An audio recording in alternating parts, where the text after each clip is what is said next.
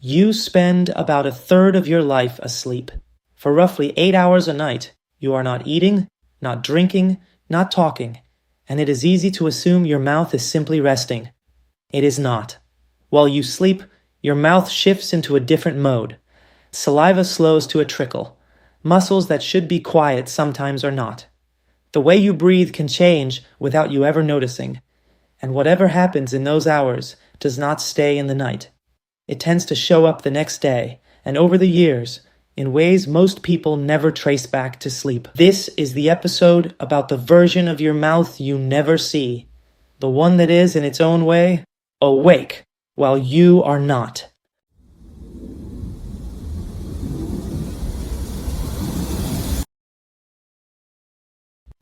Let's start with what changes the moment you fall asleep, because sleep is not an off switch.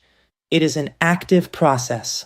Your body uses those hours to recover, to regulate mood, to support the immune system, to repair brain and muscle tissue, and to consolidate memory. Even in deep, healthy sleep, the brain surfaces briefly every 20 to 40 seconds, short rises in heart rate and muscle activity that help keep sleep stable. These micro-awakenings are normal and protective. Hold on to that idea because it matters later. Now, the mouth. During the day, saliva works constantly in the background. It lubricates the tissues, it buffers the acids that attack tooth enamel, and it acts as a frontline antimicrobial defense. You rarely think about it, but it is one of the most active protective systems you have. At night, that production naturally winds down. The protective river of the daytime narrows to a much smaller stream. With less saliva flowing for hours at a time, the mouth loses some of that continuous protection. For most people, most of the time, this is simply part of the rhythm of the day. But it can tip the other way. If someone tends to breathe through the mouth while asleep, the dryness deepens. Research on sleep-disordered breathing describes how mouth breathing reduces saliva further and has been associated with more dryness and a higher risk of cavities. The mouth becomes drier, more exposed, and less able to defend itself, and all of it happens precisely when we stop paying attention. So, the first thing to understand is simple. At night, the conditions inside your mouth change. Less saliva, sometimes more dryness, and that quiet background of micro-awakenings. Dryness is one part of the nighttime story. Movement is another. The most common nighttime event people have heard of is grinding, or more precisely, sleep bruxism.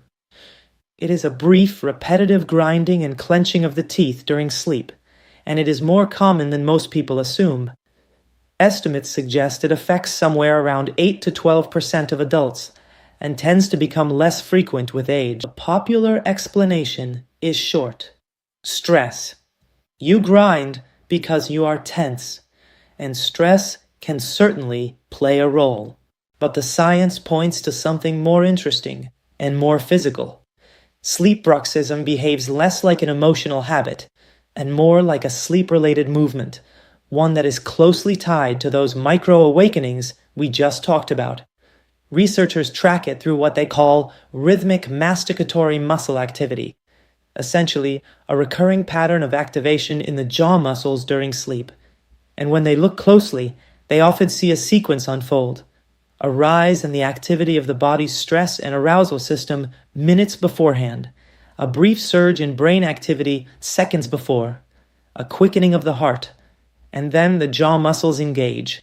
In other words, grinding frequently sits at the end of a small physiological cascade the body runs during sleep, not simply a reaction to a hard day. This matters for two reasons.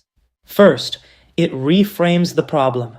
Sleep bruxism is multifactorial, shaped by physiology, by genetics, by individual reactivity during sleep, and it varies from night to night.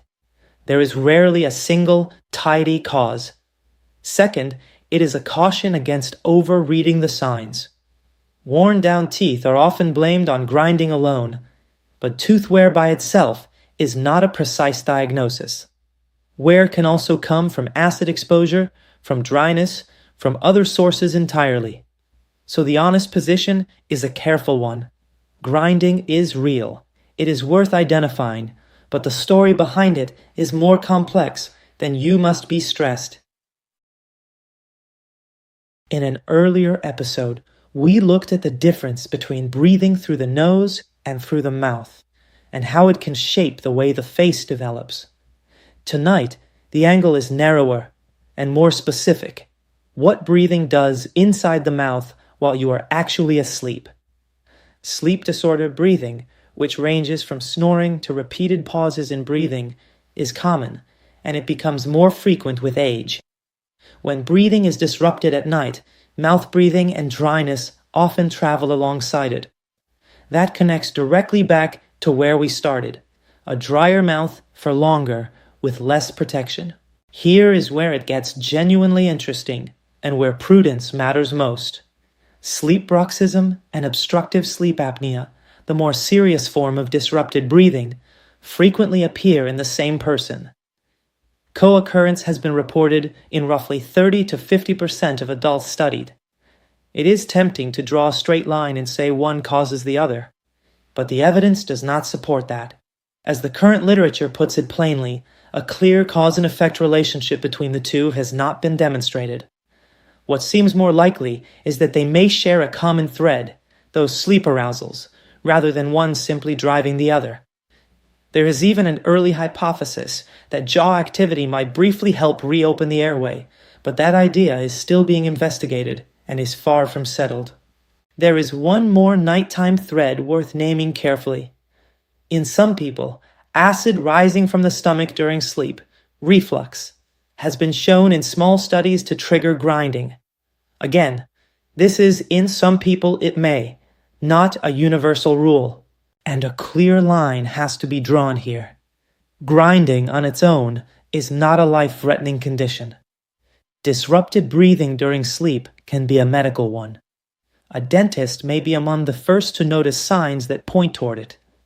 But the diagnosis of a breathing disorder belongs to a physician trained in sleep medicine. The role of the dental side is to recognize, to ask the right questions, and to refer, not to diagnose, and certainly not to alarm. So why does any of this matter if it happens while you are unconscious? Because the night does not stay in the night. The traces show up by morning and across the years. Flattened, worn, or notched teeth, a tired or tight jaw, a dull headache on waking, facial muscle fatigue, and on the body side, daytime sleepiness and a sense of never feeling fully rested. There is also a two-way relationship between pain and sleep. Poor sleep can worsen jaw and facial pain, and jaw pain can worsen sleep. One large study even found that sleep quality tends to shift months before jaw pain problems first appear, a reminder that these things move together. This is also why the dentist's chair can be an unexpectedly useful place. A dentist often sees the physical evidence of your nights before you have connected the dots yourself. The wear patterns, small fractures, a scalloped edge along the tongue, the signs of a dry mouth. Sometimes those quiet clues are the first hint that something about your sleep deserves a closer look, ideally alongside a physician. And that reframes what prevention really means. It is not only about brushing well or showing up once a year. It is about noticing the signals your body leaves overnight and treating them as information, not as something to ignore until it hurts. The point of all this is not to make you anxious about going to sleep. Quite the opposite. It is to notice that your mouth keeps working when you do not. So if you wake up with a sore jaw, a dry mouth, a dull morning headache, or if someone has told you that you grind or snore, treat those as signals worth attention. Not panic, attention. Mention them to a dentist or a doctor who can look properly, because the earlier these patterns are seen, the more there is to do about them. Your mouth keeps a record of your nights. Sometimes the question is not what happened to your teeth. The question is what your teeth are trying to tell you. I'll see you in the next episode. Pay attention. Your body already is.